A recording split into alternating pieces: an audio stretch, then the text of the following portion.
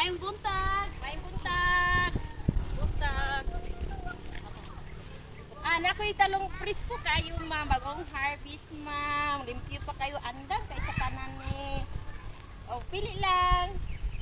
Na analin humanan ako og short ang mga talong, napili na nako ang pinaka presko na putos na para ma-deliver.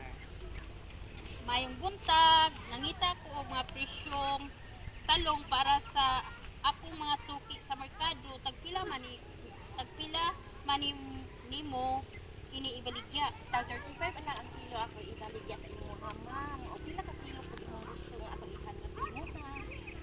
Gusto unta ko mo palit pero murag mahal ra man ang 35. Pwede ba ko makahangyo og 32?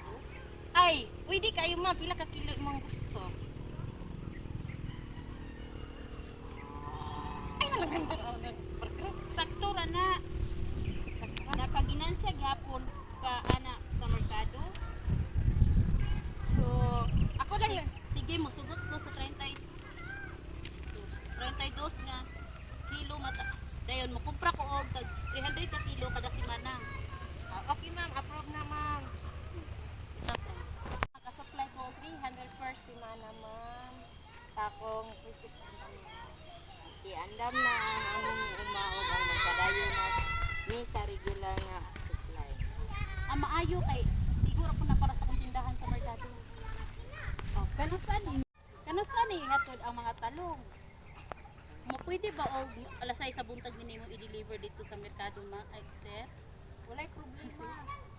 Ako ang bahala sa paghatod sa hustong oras.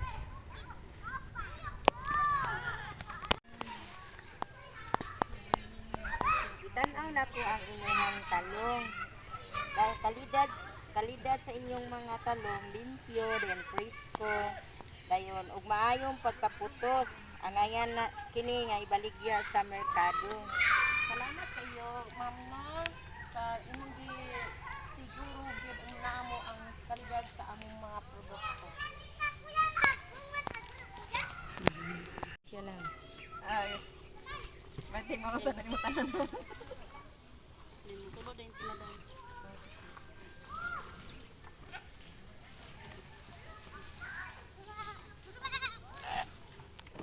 Sulod din.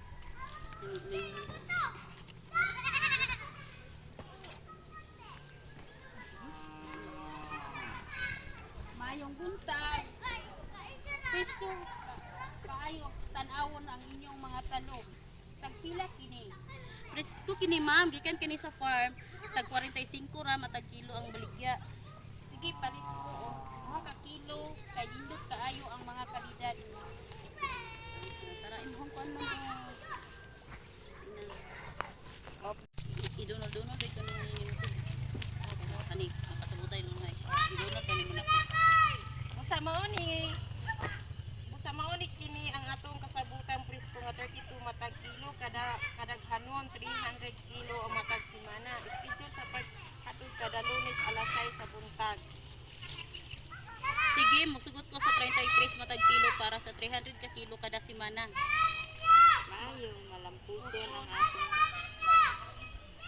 Maayo malampuso ng atong kasabutan o hinaot nga pagpadayon ang atong pinagnegosyo.